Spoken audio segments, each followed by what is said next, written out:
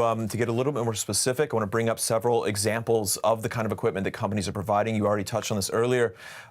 Let's bring up two. First, an October shipment from Chinese firm China Tally Aviation Technology Corps to Russian firm Almaz-Antey for radar parts for the S-400 anti-aircraft system.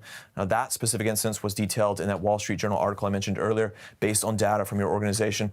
Another example, multiple shipments of parts for Russia's M-system helicopters made between June and November of 2022. Now, all of these shipments taking place, of course, after the war began in late February. The seller in that case, the last case I mentioned, was Poly Technologies. The buyer was Ulan-Ude. Now, Naomi, these items that you're tracing, you've said dual use several times, and I mentioned, of course, that Biden said that he didn't believe that there were weapons that were being sold to the Russians from China. How would you describe this? Are these military materials? Are they dual use in the sense that they could be used for both sides, or what do we see? Absolutely. These are definitely military applicable materials. And so when I say that, what I mean is, as you noted before, the trade data itself is complex, and there's no way that I, as a researcher, can perfectly confirm that this shipment was used exactly in this way. But I can report on exactly what the data says.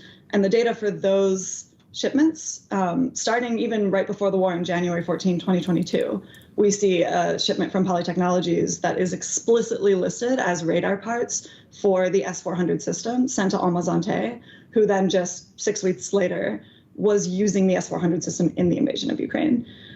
We similarly see, I think it's, yes, 13 shipments from Poly Technologies after the start of the war in February 2022.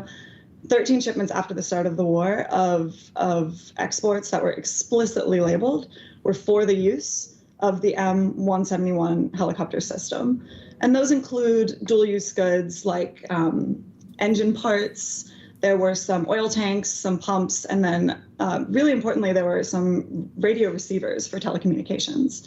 We call these dual-use goods because in a different context, it isn't necessarily militarily applicable to send a pump, right? So I just always want to make that caveat. But what we see is we have these, Chinese state-owned defense companies sending the exact same parts that Russia's using in the war in Ukraine to Russia's sanctioned defense companies. And so it is a pretty clear understanding that this trade flow exists.